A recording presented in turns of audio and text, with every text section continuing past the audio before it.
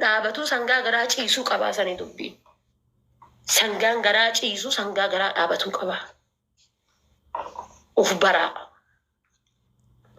Uf baraa. Yoo dandeettan uf baraa. Uf wallaaltan ammoo hudduun teessanii ta'uu naannamtu minaa gabbaa. Cadhisuun danda'an akka nama kamiituyyuu. Sa'aatii kaleessa sa'aatii halkan keessa osoo fajiriin hin genne mana mucaa sheerna godhanirraa osoo akkanatti hin dhama'u hanga sa'aatii galgala kana uummanni addaan galu dirasii gastii jalaan kaane maaluma ta'a laata? Maaluma godhama laata? Maalumatu uumama laata? Balaa kanaan kabiraatiin rakkoonna jedhama. Bakka coraan kiyya kun narra du'e rakkataa ture bakka gastii lataa ol bahee dubbachuu fi argitani dubbii. Yoo waa dubbadhe waa tubata. Balaa kiyya namni tokko osoo waa ta'e yookaan waa uumame maaliif maqaa isiitiin mucaan akkasii sun akkas ta'e maanaan jedhan maaf intala gumaa ta'a. Yoo waan takka waan argaa jiru kana yoo dubbadhe bar dubbiin takka lafa jala sii galti bar. Ka dubbii butu anuu beekaa ka funyaan butu naa eegaa ballichaa san. Ka dubbii hayyuudha beekaa. Dubbii waan beekuufi nama dubbii butu gurrarrattuu dhagaya. Ka funyaan butu amma waan ijaa bal'aa ta'eef naa eegaa jedhe ka dubbii butu anuu beekaa. Akkasii jechuudha. Yoo dubbii hin beenne namni manguddoo biyya keessa baadiyyaatti hin guddanne hin jiru jechuudha. Nu hundi namoota jaarsummaa beekan biratti guddan. Keessattuyyuu gandummaadha naan hin jedhinaa malee arsii gaafa fixattus gaafa qalattus gaafa naqattus gaafa dubbii dubbattus koottu dhufee akkamitti akka dubbattu beetti sikkoo mantu. Sikkoo mantu akkati dubbu wanna jettu beetti.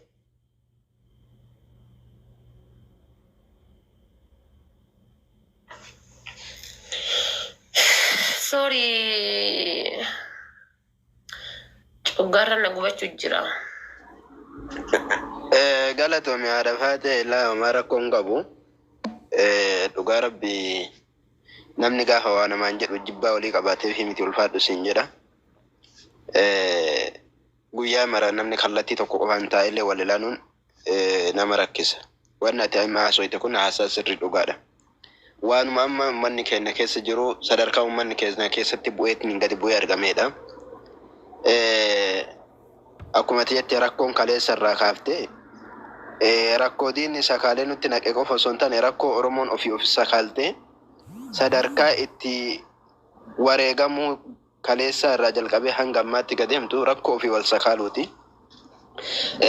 Namni akkana nama gorsuun kiyyummaaf nama gorsa malee osoo ammoo nama biraa ta'e amba biraa taate achi fagoo taate namni waa namaan hin jedhu. Isilleen haati faate illee gaafa akkana namaan jettu lakki rakkoo keessa jirta rakkoo tanarraa nu rakkoo ofitti hin fidina. Keessattuu nuti namoonni biyya Oromaa kana keessa jiru namni martuu haala itti jiraatu hin beeka. Jireenya ofii jireenyummaan isaatu nu diina isaaf diina taati jechuudha. Kanarratti ammoo jireenya kanarratti jireenya biraa rakkoo biraa yoo ofitti fide rakkoo biraaf dhalchuu taati. Akkuma ati jette warrootuma silaa kaleessa Oromoo ofiin jedhu ka kaleessa wal miidhaa ture. Har'a ijoolleen sun hin duute warri kalee heey hooy akkasi sirri goote warri waliin jedhu sun har'a ijoolleen sun hin dhumtee fi hin jirti akkam keessa jirti namni irraa beeku hin jiru jechuudha. Gaafa ammoo ka Ormaa akkana si godhe diinni kan keetu akkana si godhe hoo namni ay deebi'eetiniin abboo eenyu kaleessa kanaaf akkana taate har'a naqquba si qabaata namni namaan jedhu hin jiru. Kanaaf bakka jirrullee yeroo keessa jirullee wayita dubbannu akkumaatti faate jette namni keessattuu arsii sikkoof mandu akka itti dubbattu beeti akka itti abbumatiin dubbiillee itti seenteellee keessaa baatu beetiillee garuu osoo dubbii hin laallatiin itti seenanii keessaa bahuun ni ulfaata.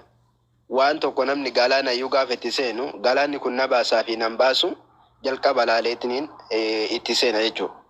Kanaaf dubbii halaala irraa dhageenneen olumaa kaanee utaaluu osoo hin taane olumaa kaanee osoo waan sanitti taruu hin taane namni gaafa taa'ee waa xiinxalle waa arga. Guddaa kawaa dubbii beekuu kan man dubbii beekuu bar haga dubbii ta'e dhageeffatutti ol ka'ee dubbiin dubbatu. Kanaaf jalqabatti waa dhageeffatanii dubbiin tun garamitti deemtii garamitti tarkaanfataa jirti ilaalaniitiin gaafsan waallee gochuu danda'an tarkaanfii har'a ammoo daftee dhageettee fudhachuu deemtu kanallee gaafa san fudhachuu danda'a namni jechuudha. Kanaaf gaafa waa namni namaan jedhu tun akkanumaan qaayitee haadhuma oduuti namaan hin jedhina.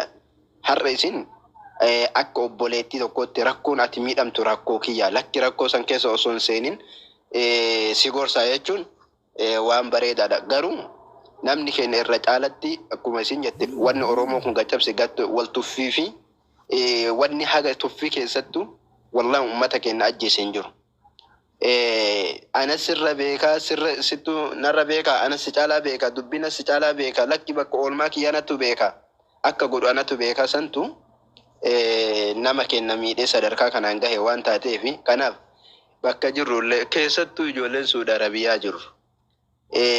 Yoo hammeessarraa walitti hammeessuu taate malee furmaanni nuti waliif finnu tokko hin jiru. Osoo obboleessi kiyya keessa du'aa jiraate wallahi sa'aatii sana hin dhaqqabadhu. Maaliif?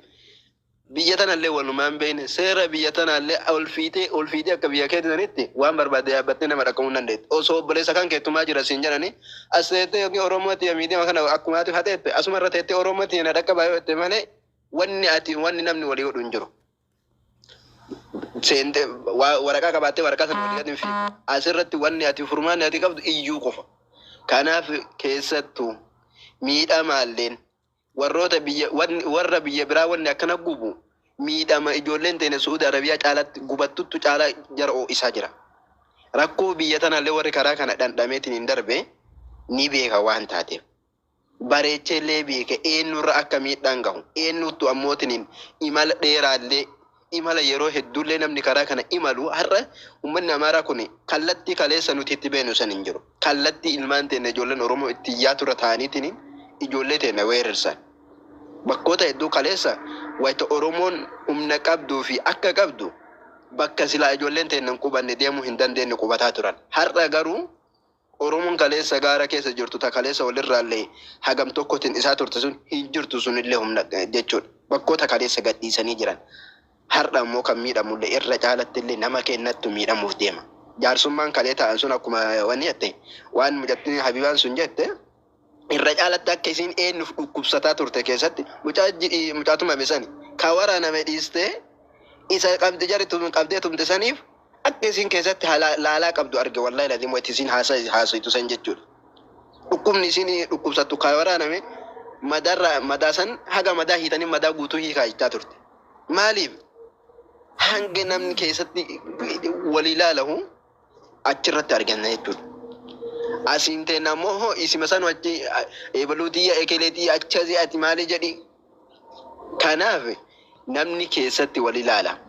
Yoo kenna waliin dhukkubsanne namni sii dhukkubsatullee hin jiru.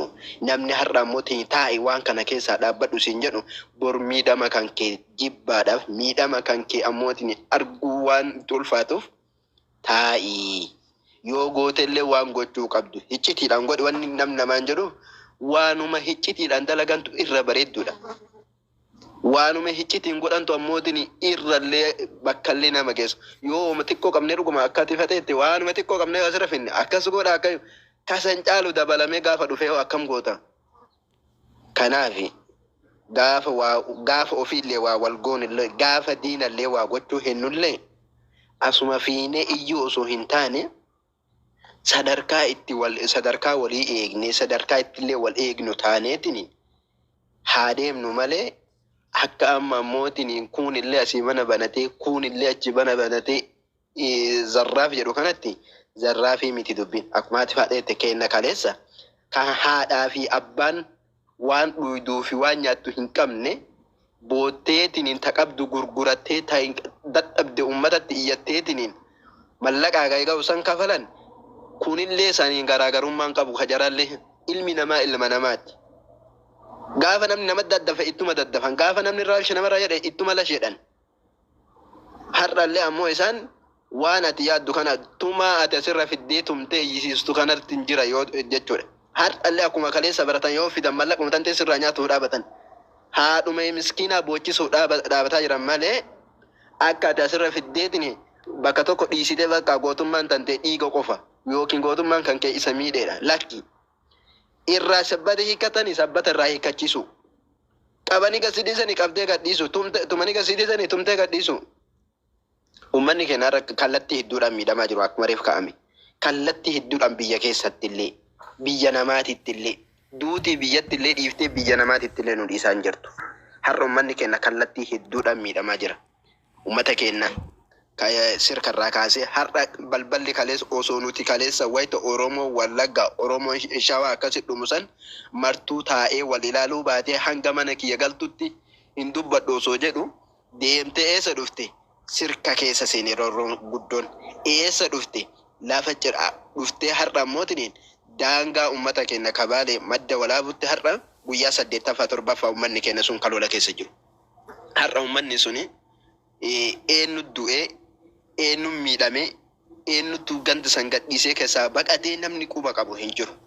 Oromoon jechuun gaafa gaafuma bahaadhii lixatti walirra laaluu eegalte rakkoo hamaa keessa seente. Har'allee akkam ta'aa jirra haga deemee haadhaa fi abbaa ta'e naqee ta'e irraa buqqisutti of argaa hin jiru. Rakkoon uummata kamiitu madaan uummata kamiitu rakkoo tennas madaa kennas. Har'a madda walaabu mataa uummata Oromoo kanaati. Oromoon har'a bakka iyyutti faca'eetiin argame kun warra achirraa daraareetiin har'a Oromoo jennee ittiin of waamnu kana madda walaabu jechuudha. Kanaaf rakkoon madda walaabu rakkoon Oromoo kamiyyuu lafti Oromoo taniyyuu gaafa isiin ciramtee jette lafee fi lafeeteenna gaafsan illee dubbachuu qabna. Haga deemnee balbala nu dhuftee balbala teenarraa hanga deemtee hamaatii keenyatti galtutti taa'uudhaa hin qabnu. Kanaaf rakkoon kamiyyuu rakkoo keenya waan taateef isin irratti illee dheeradhe. Kanaaf wanni waliin jennu dubartummaaf haadha faatee hin tuffatin. Si gadiif ta'eef namni kanamaa gadiif nama ol ta'u har'a akkuma jedhame guddaa meeqa ka dubbii wallaalee dubbii waliin nama naqee nama biraa dhiyeessaa jiru. Isaati xiqqaa jettee ilaaltuttu garuu yaada guddaa sanirra bilchaataati. Kanaaf xiqqaa jettanii nama hin tuffatina. Dubartii jettanii gaafa dubartii waa namaan jettu dubartii jettanii dubartiin tuffatina. Dubartii matanatti akka ati geettee sadarkaa kana geettee bakka guddoo geettullee akka ati ammootiin jabaattee itti deemtullee daa'imummaa keetirraa haga ati tiratee sarara haga ati fiidutti namni sadarkaa kanaan nu gahee hanga silaa amma bakka namni gahu geenee dubbataa jirru kanatti illee kan nu geesse dubartii har'a nuti ammoo dalgatti isiidhaan waa jechaa isiidhaan miidhaa jechaan miidhaa gochaan miidhaa geenne kanattu isii tanattu faala nuuf falaa ture jechuudha. Kanaaf waliin tuffatina dubartii waanaan jedhe jettaniitiin dubartiin na gorsa jettaniitiin waan akkasiitiin waliin tuffatina. Tuffiin tun bakka hedduu nama geessiti. Waa hedduu keessa nama seensifti. Kaleessa wayito hooyi lakki ulamaan keenya guddaan keenya lakki taa'e dubartiin teenya lakkaa ta'a wayito isin jettu sammararraan dinnee cabsine ofii keenya waan jaahiliyyaan kaleessa waan yahudaan kaleessa walirratti hin dalagin waan jiruu kanarratti ilmi namaa walirratti hin dalagin walirratti dalagi. Har'allee ammoo bifa saniin diinallee nutti hin kolfisiisina. Diinni diina sanillee nutti hin kolfisiisina. Irra caalaa deebi'ee miidhamullee kennuma kana kennan miidhamaa jira. Ammallee namni irra caalaa biyya namaa bakka kanatti jiru kenna miidhama. Diina kanallee akkaataa ittiin deemtanii akkaataa itti ofirraa baasuu dandeenyuun tolfachuudha qabna. Eessatti asiinii miidiyaa kana tiktookii waan barbaadde yoo ta'e odeessitaa muutan asirra tara. Ilmi namaa keessaa wal ijaaruu qabu. Utubaa guddoo qabaachuu qabu. Utubaa gaafa walii rifatu. Utubaa gaafa diinni nama dhufe diina sanillee ofirraa dhorgachuu ni danda'u. Lafaa qabaachuudhaa qaba. Kana isiniin jedham harfaata hedduu takka galatoomii ulfaatu fayyaa ta'e. Yoo dandeettan fayyaalee kenna kan akkasii itti hima. Waan waliin haasawaa wayiitu dhabee jira amma. Yoo dandeettan fayyaalee kenna kan akka bakka dhaabatu bakka waloonna jedhu dhabee kana itti himi amma dandeetti. Wal qabaa wal eegaa wal dhoggaa.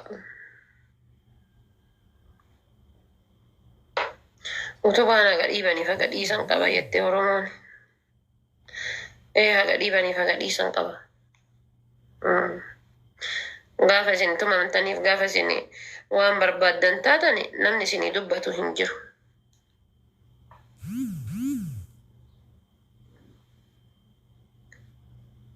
Isaan hamma yaalii godhanii kaleessa galgala yaalii sa'aatii magariibni kaleessa kanadhaa hamma lafti nu bariite kan osoo hin taane kan eessa dawwalanii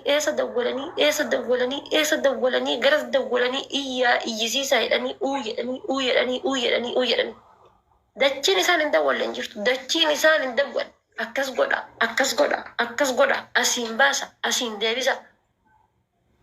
Wanni isaan hin goone hin jirtu. Dachii tana hunda waliin ganii kanii macarrasha irra ijoolleen wannoo jirtiidhaafi achi as deebi'an.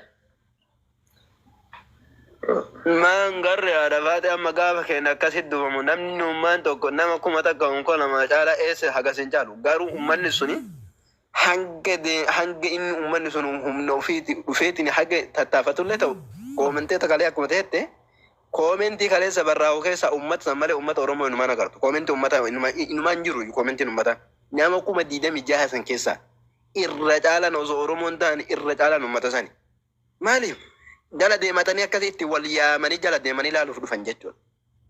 Waan keessaan ergan hanga madaa san hiikaa guutuu isaa hiikaa nutti agarsiisa wanni jedhame sun waan keessaan ergameetiin dhufe malee namni tokko madaatti madootti osoo argu osoo dhiiga sirra argu sin amanu madaa ofirraa hiiki madaa natti mul'isa akkamit jedha. Waan keessaan xaxamee ilaala keessaan itti haasame madaa guutuu haga nu hiitanitti wanni nuti ilaalu amanu hin jiru jedhaniiti.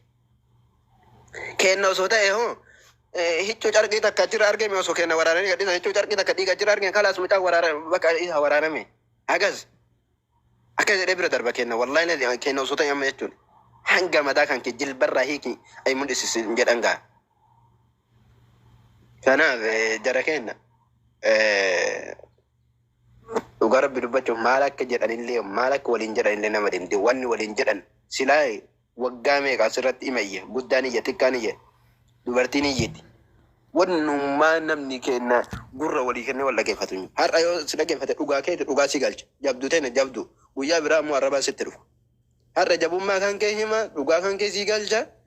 Bor ammoo gaafa ati ammoo calliftee isiin gaafa karaan calliftee akkana qaata arrabaa si yabbate.